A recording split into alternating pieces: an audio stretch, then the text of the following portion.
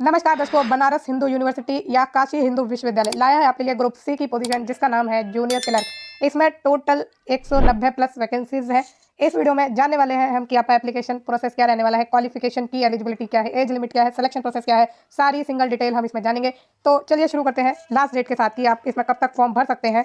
तो online submission of application form and application fee payment वो है 17/4/2025 अप टू 5 PM। ठीक है, तो एप्लीकेशन फॉर्म और एप्लीकेशन फीस जमा करने की जो लास्ट डेट है वो है 17 अप्रैल शाम के 5 बजे तक। और जो आपका डाउनलोडेड एप्लीकेशन फॉर्म है अलॉन्ग विद द एनक्लोजर उसको भी भेजना है आपको ऑफलाइन। तो इसका तरीका हम देखेंगे, इसलिए मैंने बोला एप्लीकेशन प्रोसेस जानेंगे पूरा। तो इसमें आपको डाउनलोड करना है एप्लीकेशन फॉर्म और उसके एनक्लोजर और उसको भेजना है। जो उसकी लास्ट डेट है भेजने की वो है 22 अप्रैल 2025 शाम के 5 बजे तक। ठीक है, तो 5 दिन ही इन्होंने एक्स्ट्रा दिए हैं, तो ध्यान रखिएगा डेट्स का। अब एप्लीकेशन फीस जो आपकी है वो नॉन रिफंडेबल है, 500 रुपये by the candidate of unreserved EWS OBC categories. ठीक है, जो भी अनरिजर्व है EWS है और OBC कैंडिडेट्स हैं उनको 500 रुपये की 500 रुपये की फीस देनी है और कोई भी फीस नहीं देनी SC ST PWD और वुमेन कैंडिडेट्स को। ठीक, तो the application fee is to be paid through the payment gateway in online application through internet banking, debit card, credit card या UPI। इनमें से किसी एक मेथड द्वारा आप जो है अपना फीस भेज सकते हैं। ठीक, आगे बढ़े। अब इसमें जानेंगे कि किस कैटेगरी के लिए कितनी वैकेंसीज हैं।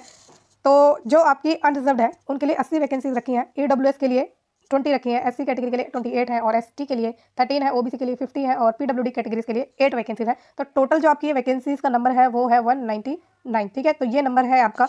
और इसमें जाने कि इंडियन सिटीजन तो इसमें अप्लाई कर ही सकते हैं। पे लेवल देखते हैं इसका कि कितना है। तो आपका जो पे लेवल है वो है 2, जिसमें आपकी सैलरी बनेगी 19,900 से लेकर 63,200 के बीच में। ठीक है, तो 40,000 से प्लस आपकी इसमें वैकेंसी आराम से बन जाएगी।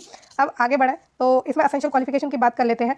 एसेंशियल क्वालिफिकेशन में आपको चाहिए सेकंड क्लास ग्रेजुएशन की degree with at least 6 month of training on the use of computer for office automation, bookkeeping and word processing from certified institution और second class graduation with diploma in computer recognised by AICTE।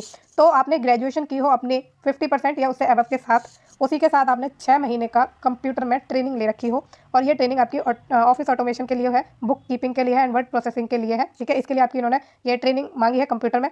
और अगर आपके पास ये नहीं है तो आपकी graduation के साथ 50% मार्क्स तो होने ही चाहिए, उसके साथ कंप्यूटर का कोई डिप्लोमा अगर आपने किया है तो आप इसमें एलिजिबल हैं भरने के लिए। कंप्यूटर टाइपिंग टेस्ट है इसमें। Computer typing test shall be conducted win only be of qualifying nature. इस टाइपिंग स्पीड जो आपकी होनी चाहिए 30 वर्ड पर मिनट होनी चाहिए इंग्लिश में और 25 वर्ड पर मिनट होनी चाहिए हिंदी में। तो इन दोनों में से किसी एक लैंग्वेज में आपको टाइपिंग आनी चाहिए उसकी वर्ड लिमिट के साथ। ठीक है, और जो 25 आपकी है हिंदी के लिए मैंने बता दिया, ये जो आपका होगा कंप्यूटर पर होगा आपका टाइपिंग टेस्ट, है ना। तो ये चीज़ें आपकी क्लियर हो गई होंगी, कुछ ऐसा तो नहीं है समझ नहीं आया, क्लियर हो गया होगा। ठीक है, तो आगे बढ़ते हैं और जानते हैं कुछ जनरल कंडीशंस। तो online mode of submission of application form shall be essential followed by submission of downloaded hard copy with all enclosure. तो आपको क्या करना है, ऑनलाइन ये एप्लीकेशन फॉर्म भरने का तरीका है। ठीक है, आपको करना है ऑनलाइन फॉर्म भरना है। फॉर्म भरने के बाद आपको हार्ड कॉपी निकालनी है, उसके जो एनक्लोजर होंगे साथ में वो लगाने हैं और उनको स्पीड पोस्ट के द्वारा या बाय हैंड भी शायद आप भेज सकते हैं, देख लेंगे भी क्या है। वैसे तो स्पीड पोस्ट ही आप भेजेंगे, तो स्पीड पोस्ट से आप भेज सकते हैं अपना यूनिवर्सिटी में। तो उसका एड्रेस भी इन्होंने दिया है, वो भी देखेंगे। तो applicant shall first register on recruitment and assessment cell portal. तो मैंने आपको बताया पहले आपको ऑनलाइन फॉर्म भरना है। ठीक है, एप्लीकेशन फॉर्म भरना है, digital passport size photograph and signature in JPG, तो आपको ये सब अपलोड करना है। फिर आगे बात करें, while filling the online application if the browser closes unexpectedly, if the candidate is logged out, the login information send to the email to login again may be use. तो वही ईमेल आईडी आपको दोबारा use करनी है अगर आपका जो form है वो अनएक्सपेक्टेडली जो है लॉग आउट हो गया या कुछ टेक्निकल एरर आ रहा है, तो आपको वही क्रेडेंशियल्स यूज करने हैं। फिर अगर आपको कोई दिक्कत फिर भी हो रही है तो आपको इस ईमेल आईडी पर कॉन्टैक्ट करना है, यहाँ से आपको सोल्यूशन दिया जाएगा।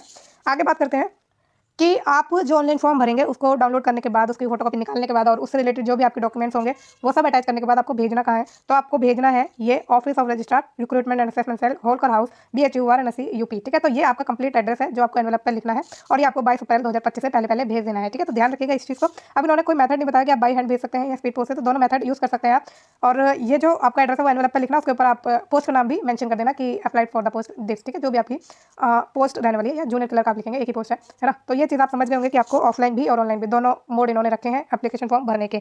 अब इसमें हम सिलेक्शन प्रोसीजर तो हमने देखेंगे कि क्या है। ठीक है, वो देखते हैं कि आपका सिलेक्शन कैसे होगा, रिटन टेस्ट के बेस पर होने वाला है, उसकी चीज़ें हम थोड़ा और जांच लेते हैं। कहाँ गया आपका, हाँ ये the university shall conduct written test. Written test ये लेंगे, उसके बाद कंप्यूटर प्रोफिशिएंसी टेस्ट लेंगे, स्किल टेस्ट लेंगे आपका to assess the knowledge of usage of computer और MS office and similar tools आपका जो है उसका टेस्ट लेने वाले हैं। ठीक है, तो PowerPoint, Excel, Word viz, create and format presentation, creation and formatting of table, graph, paragraph, alignment, font size, font type, indentation, upper case to lower case to upper case, sentence case, insert page number, pictures, shapes, hyperlink etcetera. तो आपका पूरा जो MS office का होता है ना, उसमें जो भी टूल्स होते हैं, जो भी टैब्स होती हैं, सिंगल एक टैब आपको आनी चाहिए। उसका टेस्ट आप ये लेंगे, कंप्यूटर प्रोफिशिएंसी टेस्ट, और फिर बाद में स्किल टेस्ट लेंगे, ठीक है। तो दोनों टेस्ट आपके होंगे, तो ये चीज़ें आप ध्यान रखना।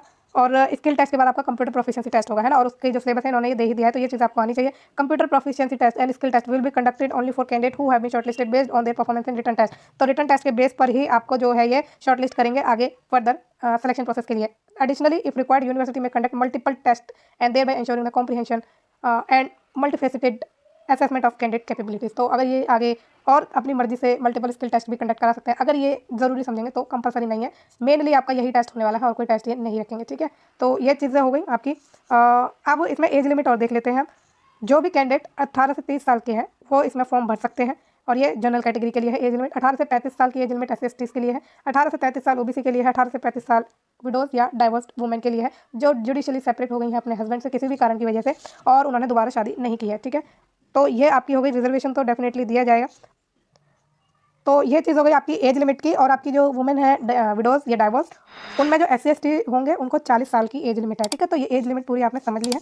तो सारी डिटेल हमने इसमें कवर कर ली है, कुछ भी नहीं छोड़ा है। अगर आपको कोई डाउट है या कुछ क्लियर नहीं हुआ है तो आप मुझसे पूछ सकते हैं। कमेंट में मुझे ज़रूर बताना ये वीडियो आपको कैसी लगी है, और फ्यूचर में रेगुलर जॉब्स के अपडेट के लिए और इन टाइम नोटिफिकेशन के लिए इस चैनल को प्लीज़ लाइक, शेयर और सब्सक्राइब ज़रूर करिएगा। Thank you so much.